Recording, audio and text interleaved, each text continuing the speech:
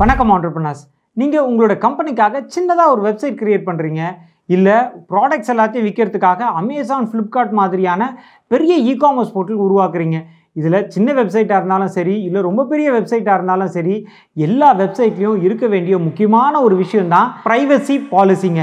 இன்றைக்கி இந்த வீடியோ மூலிமா ப்ரைவசி பாலிசினா என்ன, இந்த ப்ரைவசி பாலிசியோடைய முக்கியத்துவம் என்ன, எதனால் இருக்கணும், அந்த ப்ரைவசி பாலிசியில் என்னென்னலாம் முக்கியமான விஷயங்கள் மென்ஷன் பண்ணியிருக்கணும், இதெல்லாம் பற்றி டீட்டெயில்டாக பார்க்க போகிறோம். அண்ட் இந்த சேனலுடைய முக்கியமான நோக்கம் என்ன அப்படின்னு பார்த்தீங்கன்னா, தமிழ் பேசக்கூடிய உலகம் முழுக்க இருக்கக்கூடிய தொழில் முனைவோர் எந்த விதமான சிக்கல்களும் இல்லாமல் தன்னுடைய பிஸ்னஸை சக்ஸஸ்ஃபுல்லாக பண்ணணும் அப்படின்றது தான் எங்களுடைய நோக்கம்.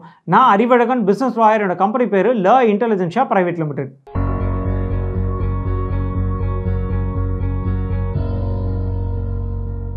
முதல்ல ப்ரைவசி பாலிசி அப்படின்னா என்னன்னு பார்த்துடலாங்க. பொதுவாக கஸ்டமர்ஸ் உங்களோட வெப்சைட்டுக்கு எதுக்காக வருவாங்க அப்படின்னு பார்த்தீங்கன்னா, ரெண்டு காரணங்களுக்காக.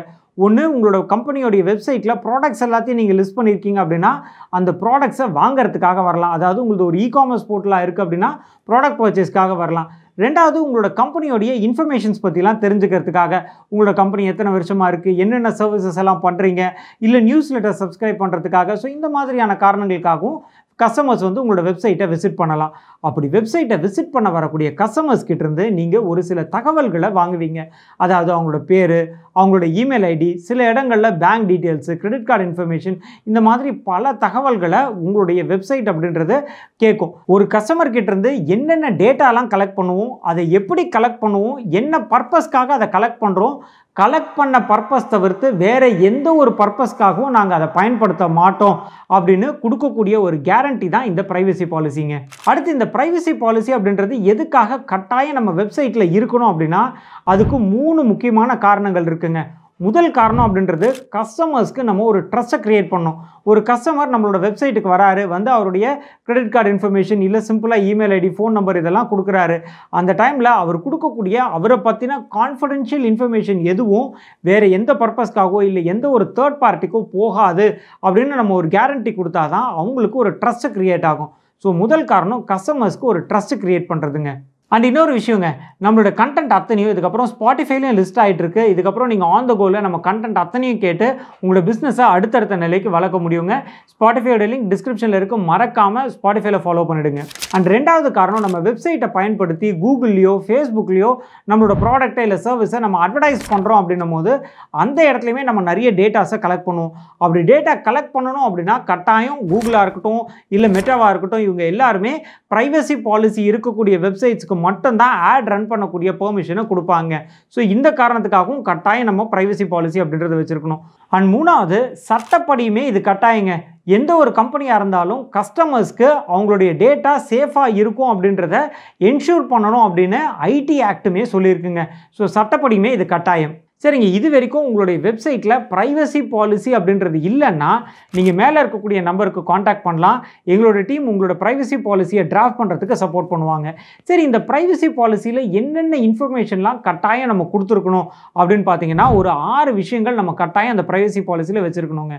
முதல் விஷயம், கஸ்டமர் கிட்டேருந்து என்ன டேட்டா நம்ம கலெக்ட் பண்ணுறோம், முக்கியமாக அவரோட பேர், டேட் ஆஃப் பர்த், லொக்கேஷன், அந்த மாதிரி என்னென்ன டேட்டாவெல்லாம் நம்ம கலெக்ட் பண்ண போகிறோம் அப்படின்றத இந்த ப்ரைவசி பாலிசியில் மென்ஷன் பண்ணிருக்கணுங்க. இது முதல் விஷயம். அண்ட் ரெண்டாவது விஷயம், இந்த டேட்டாவை நம்ம எப்படி கலெக்ட் பண்ணுவோம் அப்படின்றத நம்ம மென்ஷன் பண்ணிருக்கணுங்க. அதாவது இது மேனுவலாக கஸ்டமர்ஸே அவங்க டேட்டாவை என்டர் பண்ணுவாங்களா, இல்லை அந்த குக்கீஸ் மூலிமா நம்ம ஆட்டோமேட்டடாக நம்மளோட வெப்சைட் டேட்டாஸை ஃபெச் பண்ணுமா அப்படின்றத நம்ம மென்ஷன் பண்ணியிருக்கணும். மூணாவது முக்கியமான தகவல், நம்ம கலெக்ட் பண்ணக்கூடிய டேட்டா இருக்குது இல்லைங்களா, அவங்க பேராக இருக்கட்டும் இல்லை அவங்கள பற்றின பர்சனல் இன்ஃபர்மேஷனாக இருக்கட்டும், இந்த மாதிரியான டேட்டாலாம் என்ன பர்பஸ்க்காக நம்ம யூட்டிலைஸ் பண்ணுவோம் அப்படின்றதையும் இந்த ப்ரைவசி பாலிசியில் நம்ம கட்டாயம் மென்ஷன் பண்ணியிருக்கணுங்க. அடுத்து 4வது முக்கியமான விஷயம் அப்படின்றது, நம்ம கலெக்ட் பண்ணக்கூடிய டேட்டா நம்மக்கிட்ட சேஃபாக இருக்கும், அதை வேறு எந்த ஒரு தேர்ட் பார்ட்டிக்கும் நாங்கள் ஷேர் பண்ண மாட்டோம் அப்படின்றதுக்கான அஷூரன்ஸ் கொடுத்துருக்கணும். இது 4வது விஷயம். அடுத்து 5வது விஷயம் அப்படின்றது, நம்ம கலெக்ட் பண்ணக்கூடிய டேட்டா இருக்கு இல்லையா, அதை எங்கே ஸ்டோர் பண்ணி வைப்போம்.